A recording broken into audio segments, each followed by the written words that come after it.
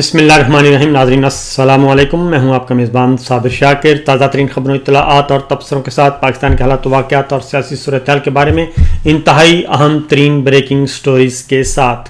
آج ہے 27 جولائی اور دن ہے اتوار کا.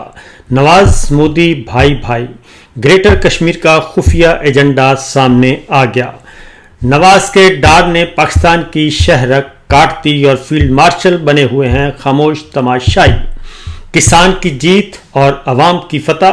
مریم نواز کے خلاف لاہور ہائی کورٹ کا ایک بڑا فیصلہ، لیکن میڈیا نے نہیں کیا اس کو رپورٹ. آخر کیوں؟ یہ صورتحال ہے، یہ سچویشن ہے. ہم آپ کے سامنے اس خبروں کی تفصیل آپ کے سامنے رکھیں گے.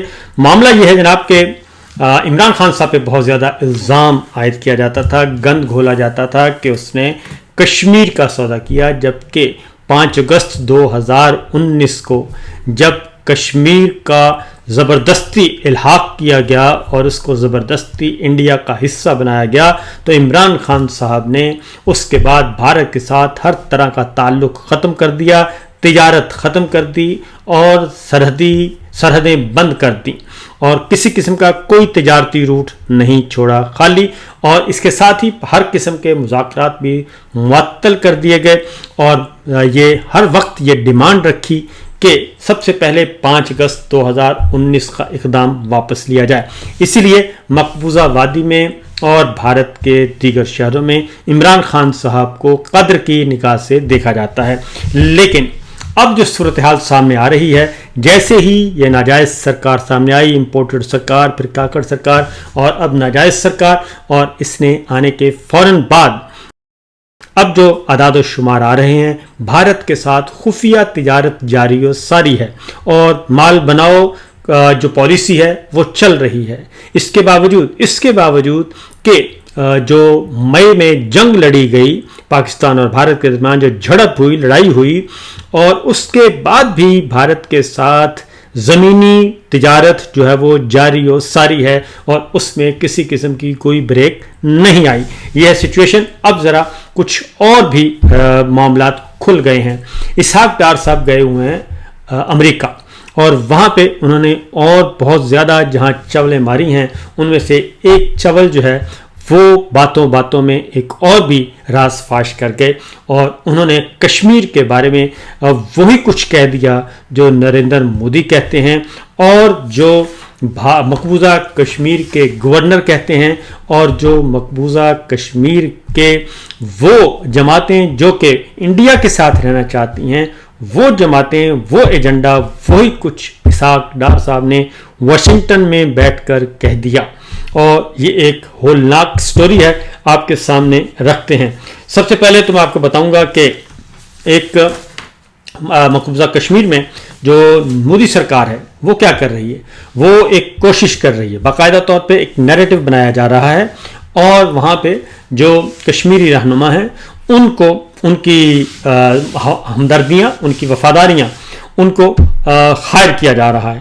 صورتحال یہ ہے کہ غیر ملکی جریدہ ہے گریٹر کشمیر، اس کی ایک رپورٹ ہے اور رپورٹ ہے اس میں کشمیری رہنما ہیں بلال غنی لون.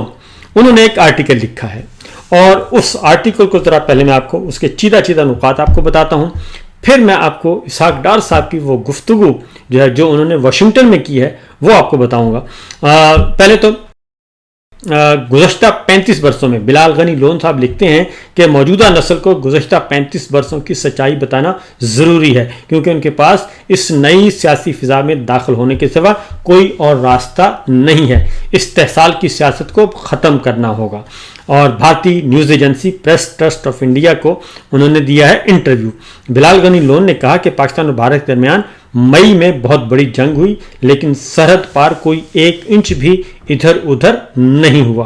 اور انہوں نے کہا کہ حریت اب اپنی افادیت کھو چکی ہے، یعنی وہ حریت جو کہ آزاد کشمیر کے لیے، کشمیر کی آزادی کے لیے تحریک چلا رہی ہے، اس قیادت کو انہوں نے کہا کہ وہ افادیت کھو چکی ہے اور جموں کشمیر میں فعال بھی نہیں ہے اور پاکستان طاقت کے ذریعے کشمیر حاصل بھی نہیں کر سکتا. بہتر ہوگا کہ پاکستان کو اب جموں کشمیر میں قیام امن کے لیے مدد کرنی چاہیے بجائے اس کے کہ انتشار پیدا کرنے کی کوشش کرے.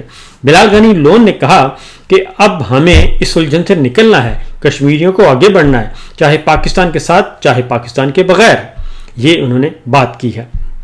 اور انہوں نے کہا کہ کشمیری عوام سے پھر انہوں نے اپیل کی کہ بھارت کو سیاسی جماعتوں جیسے بی جے پی یا کانگریس کی نظر سے نہ دیکھیں، بلکہ بھارت کو بھارت کے طور پر دیکھیں اور اس میں اپنی جگہ بنانے کی کوشش کریں. بلال غنی لون نے یہ بھی کہا کہ مرکز میں قائم مودی حکومت سے بھی اپیل کی کہ کشمیر کو صرف ووٹ بینک کی نظر سے دیکھنے کی بجائے آگے بڑھیں اور کشمیریوں کو گلے لگائیں. مودی خود کشمیر آئیں، سیاسی جماعتوں کو سننے کی بجائے وہاں کی عوام کی آواز سنیں، کیونکہ یہاں سب سے زیادہ کمی اعتماد کی ہے. اور اب کشمیر میں ایک مفاہمتی عمل شروع ہونا چاہیے، نہ صرف ممالک کے درمیان بلکہ اپنی ہی عوام کے درمیان بھی اس کا آغاز ہونا چاہیے. اب یہ بات کی ہے جی بلال غنی لون نے، جو کہ ہندو نواز ہیں اور جو دہلی نواز ہیں اور جو چاہتے ہیں کہ مقبوضہ کشمیر کا جو معاملہ ہے وہ ختم سمجھا جائے اور اس سے آگے نہ بڑھا جائے. اب ذرا میں آپ کو ڈار صاحب کی گفتگو سنواتا ہوں. وہ کیا فرماتے ہیں. ڈار صاحب نے ایک افسوسناک بلکہ شرمناک کام کہنا چاہیے، شرمناک انداز میں ایک بات کی. انہوں نے کہا اٹلانٹک کونسل میں وہ ایک گفتگو فرما رہے تھے اور انٹرویو دے رہے تھے. اس میں انہوں نے کہا کہ کشمیری آزاد ملک بننا چاہتے ہیں تو ہمیں کوئی مسئلہ نہیں، بھارت کے ساتھ رہنا چاہتے ہیں تو بھی ہمیں کوئی مسئلہ نہیں، پاکستان کے ساتھ رہنا چاہتے ہیں تو بھی ہمیں کوئی مسئلہ نہیں. تو یہ انہوں نے وہاں پہ بیٹھ کے ایک بالکل ہر چیز چٹیل میدان کی طرح کھول کر رکھ دی. اب ذرا یہ آپ کو بتاؤں کہ field marshal general Asim Munir اور ہمارے کور کمانڈرز کانفرنس جب ہوتی ہے ان کا اعلامیہ کیا کہتا ہے. ان کا اعلامیہ کہتا ہے کہ کشمیر ہر صورت میں پاکستان کی شہرگ ہے. قائد اعظم محمد علی جناح نے کہا تھا کہ کشمیر پاکستان کی شہرگ ہے. اور کور کمانڈرز کانفرنس، آخری کور کمانڈر کانفرنس تک بھارت کو جاہرے کہا گیا اور مقبوضہ کشمیر کے بارے میں کہا گیا کہ ہر صورت میں آزاد ہوگا، اس کی آزادی لازمی ہے. یہ سب کچھ ہو رہا ہے اور ایک باقاعدہ طور پہ نیریٹو بنایا گیا ہے. لیکن اسحاق ڈار صاحب نواز مودی بھائی کے نظریے کو پروموٹ کر رہے ہیں. اور آپ کو یاد ہے کہ مئی کی جو جنگ ہوئی ہے، لڑائی ہوئی ہے پاکستان اور بھارت کے درمیان، اس میں نہ ہی مریم صاحبہ نے، نہ ہی نواز شریف صاحب نے، نہ ہی شہباز شریف صاحب نے مودی سرکار کی مذمت کی اور مودی جارحیت کی مذمت کی، بلکہ انہوں نے اپنے منہ سی لیے تھے. تو یہ ہے سچویشن، یہ ہے گریٹر کشمیر. ادھر مقبوضہ وادی میں بھی اور دلی سرکار بھی گریٹر کشمیر کی بات کر رہی ہے، اور ادھر اسحاق ڈار صاحب اٹلانٹک کونسل واشنگٹن میں بیٹھ کے بات کر رہے ہیں کشمیر کی، اور آزاد کشمیر کے بجائے وہ کہہ رہے ہیں کہ بھارت کے ساتھ رہنا چاہتے ہیں تو ہمیں کوئی مسئلہ نہیں ہے، آزاد رہنا چاہتے ہیں تو ہمیں کوئی مسئلہ نہیں. یعنی انہوں نے پاکستان کا بنیادی مقدمہ ہی ختم کر کے رکھ دیا. تو یہ تو ہے ان کے لچھن ہیں. جو کہ دوسری جانب ایک اور کام بھی ہو رہا ہے. مقبوضہ جموں کشمیر کے جو بھارتی لیفٹیننٹ گورنر ہیں منوج سنہا، وہ بھی انہوں نے بارہمولہ میں عسکری کارروائیوں کے باعث جو ہے جان گنوانے والے افراد کے اہل خانے سے ملاقات کی. اور وہاں پہ یہ ہو رہا ہے کہ پرانے گڑھے مردے اکھاڑے جا رہے ہیں، اور اکھاڑنے کے بعد انہوں نے کہا کہ پاکستان کی پشت پناہی کرنے والی ملیشیا کے ہاتھوں ان خاندانوں کے پیاروں کا بہیمانہ قتل ہوا، اور ان کو ہم ملازمتیں بھی دیں گے، سب کچھ کریں گے اور ان کے زخموں پر مرہم رکھیں گے. ان کو عام کشمیریوں کے قاتلوں کو بحال کیا جاتا تھا، لیکن ان کو ہم اب خصوصی درجہ دیں گے. یعنی جو بھارتی سیکورٹی فورسز کے ہاتھوں وہ شہید ہو رہے ہیں ان خاندانوں کو تو وہ کہتے ہیں جناب ان کو تو سوال ہی پیدا نہیں ہوتا، اور جو دوسرے لوگ ہیں ان کے لیے انہوں نے نوکریاں اور انسینٹیو دے رہے ہیں اور ان کے لیے یہ سب کچھ کیا جا رہا ہے. جبکہ ہم جو ہیں ہم کوئی حرکت نہیں کر رہے. ہمارا پہلے جو ہے سنتاس معاہدہ انہوں نے معطل کیا ہوا ہے. ایک اور آپ کو بتا دوں کہ وولر بیراج پہ کے ساتھ ساتھ کچھ اور اقدامات بھی یہ کر رہے ہیں، اور وہاں پہ ہمارا پانی مزید روکنے کے لیے بھی وہاں پہ جھیلیں بنائی جا رہی ہیں اور چھوٹے ڈیم بنانے کی تیاریاں کی جا رہی ہیں تاکہ پانی رک جائے. یہ صورتحال، یہ سچویشن ہے ہماری. اور ہمارا جو یہ تیسری سرکار ہے، ناجائز سرکار، یہ بالکل اس معاملے میں کوئی شرکت نہیں کر رہی. اب آتے ہیں ایک اگلا کسان کی جو جیت ہوئی ہے. عوام کی فتح ہوئی ہے. لاہور ہائی کورٹ نے فیصلہ دیا ہے اور مریم نواز کے خلاف, لیکن اس کو کسی نے رپورٹ نہیں کیا. اس کی وجہ یہ ہے کہ 100 ارب کے اشتہارات کا معاملہ ہے, اور اربوں کے اشتہارات جہاں ہوں تو وہاں پہ پھر عام آدمی کی بات کون کرے گا.